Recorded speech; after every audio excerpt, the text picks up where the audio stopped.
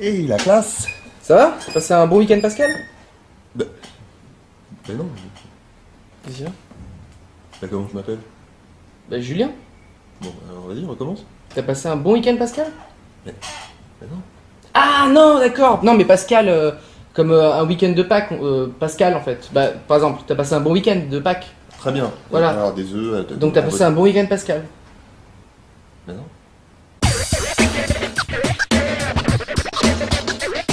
Vous voulez l'actualité du mardi 6 avril 2010, vous aurez l'actualité du mardi 6 avril 2010. Non, pas maintenant, juste après, arrête. Et on commence tout de suite avec la Minute Geek. Arrête, juste après, pas encore.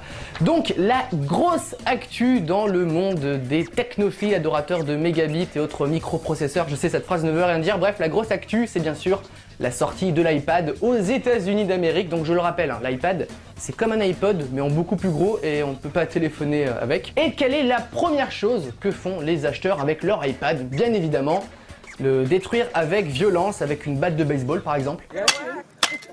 Ça marche aussi avec un club de golf. Bien sûr, si vous n'avez pas de batte ni de club, il vous reste le mixeur. Love my new iPad. Deux secondes juste après. Et donc, pourquoi tant de haine, pourquoi tant de violence envers les iPads? Tout simplement pour donner la rage à ceux qui veulent et qui désirent un iPad, mais qui ne peuvent pas se le procurer. En quelque sorte, c'est légitime, n'est-ce pas? Et c'est surtout le cas de la France, puisque la tablette d'Apple ne sortira qu'à la fin du mois. Et nous, au Rewind, on aime bien donner la rage. Et c'est pour ça qu'on s'est procuré l'iPad. Et pas vous, vas-y, c'est maintenant. On l'a, il est à nous.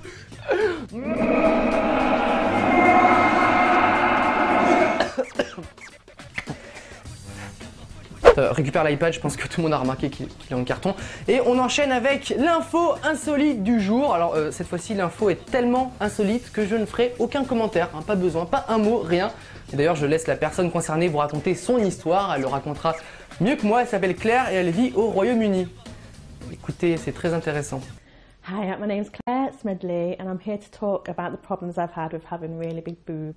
There was an incident with one of my boyfriends where we were getting carried away in the bedroom and I was on top. I realised it had passed out, so I got off, I tried to rouse him, I could see he was breathing, so I knew he wasn't dead, thank goodness. Actually a size 40 double L now. Ouais, non, je ne... Pas un mot, hein, je ne dirai rien.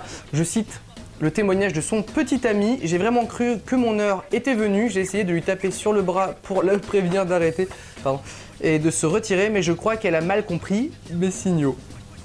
Et le couple s'est séparé depuis. Je cite, après cela, faire l'amour ne le tentait plus, regrette-t-elle. Non, je ne dirai rien. Hein, cherchez pas un seul mot. News suivante, s'il vous plaît. Je vais craquer là.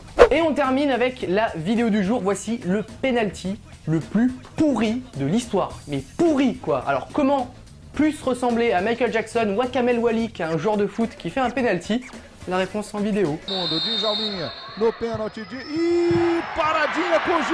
Alors faire une feinte, c'est une bonne idée, hein, mais tourner sur soi-même et ne pas le mettre parce qu'il a pas mis quoi. Il a pas mis, je crois qu'il a trop regardé Olivier Tom quand il était gamin. Ou alors il a toujours voulu s'inscrire à la danse et sa mère l'a inscrit au foot. Oui, on fait de la psychanalyse dans le Rewind. Hein. La première séance est gratuite. Venez nombreux.